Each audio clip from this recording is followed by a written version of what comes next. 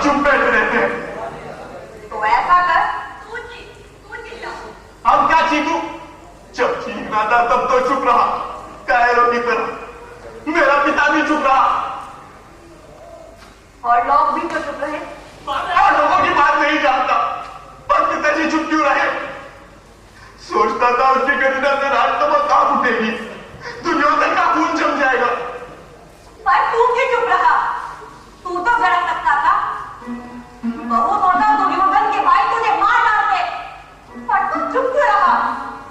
मैं भी पूछ रहा हूं, ऐसी क्या गड़बड़ी है मेरे संस्कारों में जो मेरा खून गर्म नहीं हुआ, मेरे शब्द पुकार कर खड़े नहीं हुए? बताओ मां, क्या कमी है मेरे संस्कारों में? ये प्रश्न तू मुझसे भी पूछ रहा है। तो फिर किससे पूछूं? मुझे संस्कार किसने दिए? क्या तुमने?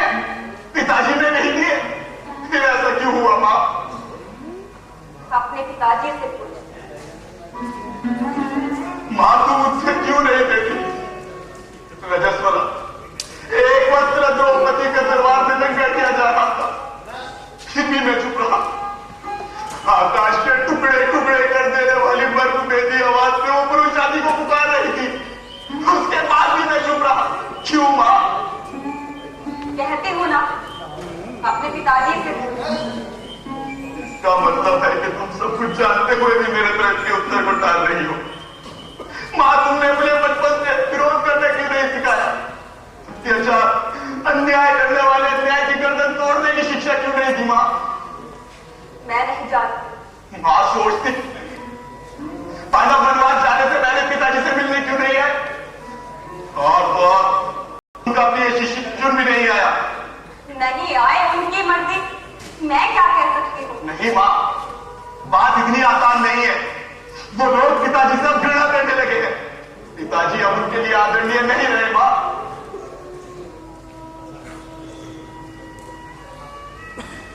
पिताजी पांडव वनवास जाते वक्त आपसे मिलने क्यों नहीं आए? क्यों आते? क्या वो आपके शिष्य नहीं? मैं उनका गुरु अवतार हूं। लेकिन संसार तो आपको महान आचार्य जानता है पिताजी। संसार को क्या मनवाया नहीं जा सकता खुद? पिताजी, कल आप दरबार में चुप क्यों रहे?